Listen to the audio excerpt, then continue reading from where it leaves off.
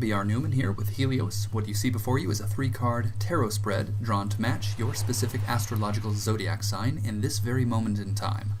What you're hearing in the background is a soothing set of brainwave entrainment frequencies created for the purpose of assisting you with any obstacles unique to this month, astrological or otherwise, woven into a relaxing, natural soundscape. Oh, and by the way, I create these audio files myself with some of the best technology available and can customize them to address whatever you might be working with, whether you want to take advantage of opportunities, overcome challenges, or accentuate any of your astrological placements. Pretty cool stuff.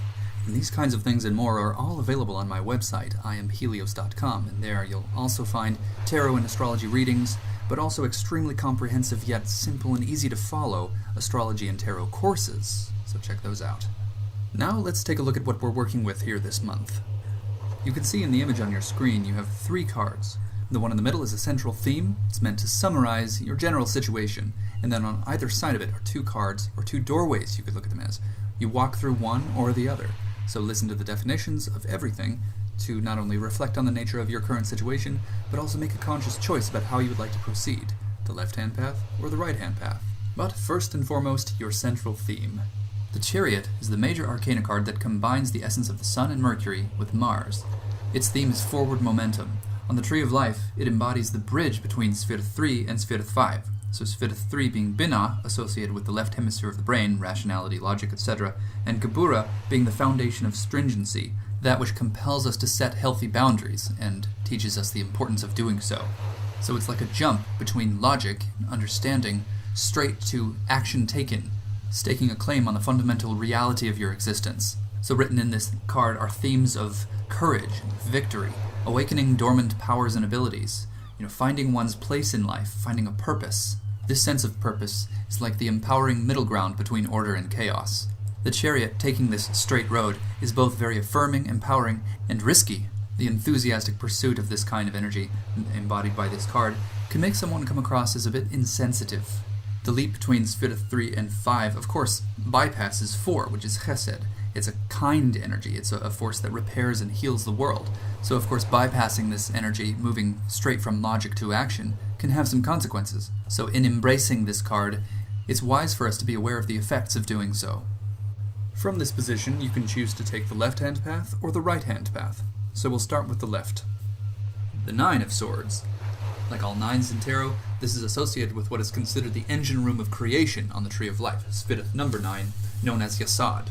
And Yasad is a collecting and balancing mechanism, so it brings potential energies from the above realms into a unidirectional channel aimed at materialization, aimed at Malkuth, the 10, the realm, the kingdom, the world, etc.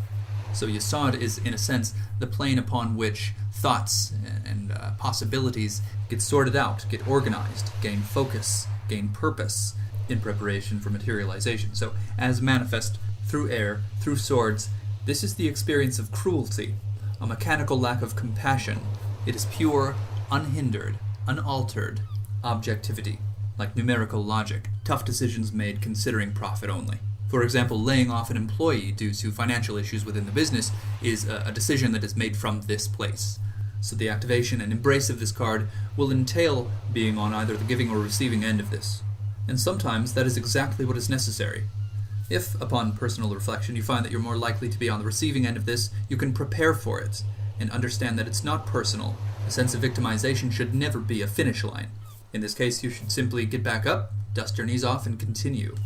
If, upon personal reflection, you find that you're more likely to be on the giving end of this, perhaps that is exactly what is necessary, and you can forgive yourself for doing what is necessary. Perhaps you need to set a healthy boundary, and this card is rising, this potential has arisen to give you the opportunity to step into that role, the role of the individual who can set the necessary boundaries, who will not be taken advantage of. But of course I would advise that you proceed with caution. Consider this very carefully. All swords in tarot have 2 edges, so embracing any of these cards can bring about conflict, though it may be your desire to make order from chaos. Chaos will always put up a fight, so be sure that you're acting with integrity and with humility, as that is the ultimate goal of the Swords suit. Or you can choose to approach the situation outlined by your central theme according to the right-hand path, the 3 of Wands. Like all threes in tarot, this is associated with Binah on the Tree of Life, Sphirith number 3 on the Tree of Life, which has to do with the left hemisphere of the brain, so rationality, logic, deductive reasoning, and this is what allows that which is imagined in the right hemisphere of the brain to be actualized, to be materialized, to be implemented, made real. So as manifest in this case through fire, through wands, this is confidence, this is skill, the development of some kind of new talent or new ability. And since this is happening through the element of fire, rather than earth, for example, this happens rather automatically.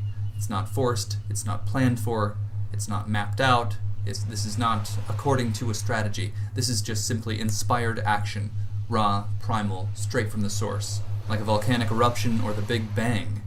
In order for this to occur, embracing this card will entail being thrown out of your comfort zone, in all likelihood.